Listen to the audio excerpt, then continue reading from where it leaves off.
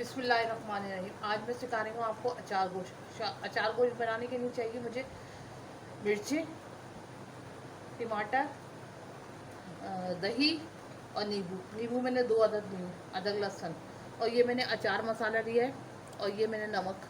तो ये नमक मैंने थोड़ा डाला इसलिए कि टमाटर, दही और वो नींबू डालेंगे तो वैसे ही खट्टा हो जाएगा, जैसे नमक तेज़ ना हो जाए, जैसे मैं ये डाल रही हूँ, थोड़ा डाल रही हूँ नमक। अब मैं आपको बताती हूँ कैसे। और मैंने आधा किलो गोश्त लिया, सही है। अचार मसाले लिया, इसमें से मैं आधा मिर्चों के लिए रख दूँगी और आधा जो मैं मसाले में डाल दूँगी। सही है, ये मैं देखिए मसाले में डाल लेंगे।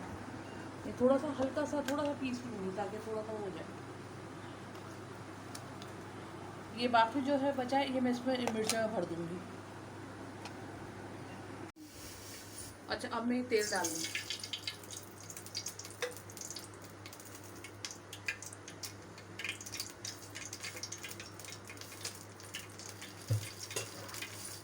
फिर ये मैंने गोश्त डाला, गोश्त को थोड़ी देर ब्राउन कर लूँगी ताकि हो जाए।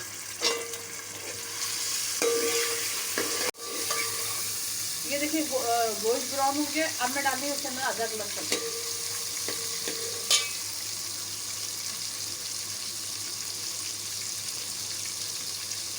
अदरक लहसुन को थोड़ी देर भूनूंगी। अब मैं डाल रही हूँ मसाला, और मसाले के बाद डाल रही हूँ टमाटर, ताकि ये दोनों पानी छोड़ेंगे तो भून जाए और गल भी जाएंगे थोड़े से टमाटर को मुझे गलाना है। अच्छा, ये देखिए मेरा भून गया है। अब मैं भूनने में थोड़ा सा नमक जो मैंने बताया था आपको मैं डालूंगी, नमक डालूंगी, और ये दही बची डालूंगी।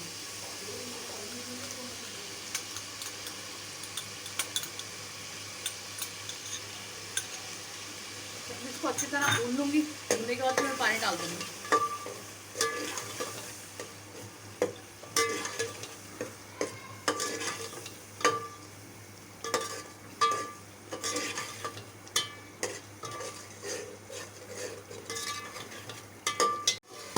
अच्छा, ये देखिए भून गया है ये। अब मैं इसके अंदर डाल दूंगी 1 गिलास पानी, और थोड़ी देर के लिए छोड़ दूँ ताकि गोश्त गले। अच्छा, मैंने गोश्त को पहले से भी उबाल लिया था।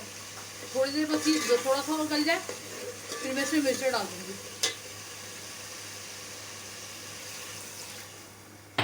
निकाल लेंगे, और जो बीज बीज होगा ना, ये सब मेरे हाथों में आ जाएंगे। जो मैंने ये मसाला बचाया था ना, तो इसमें मैंने नींबू का रस मिला के और ये मैं मिर्चों में भर देंगे। अभी ये पतीले में डाल दूँगी। अच्छा, ये देखो ये मैंने भून गया।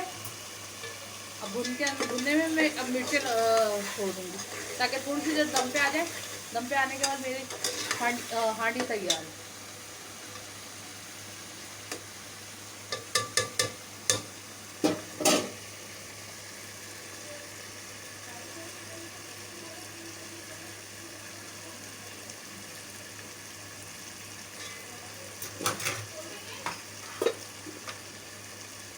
अगर आपको मेरी ये रेसिपीज अच्छी लगी हो तो लाइक करिएगा, और मेरे चैनल को सब्सक्राइब करिएगा।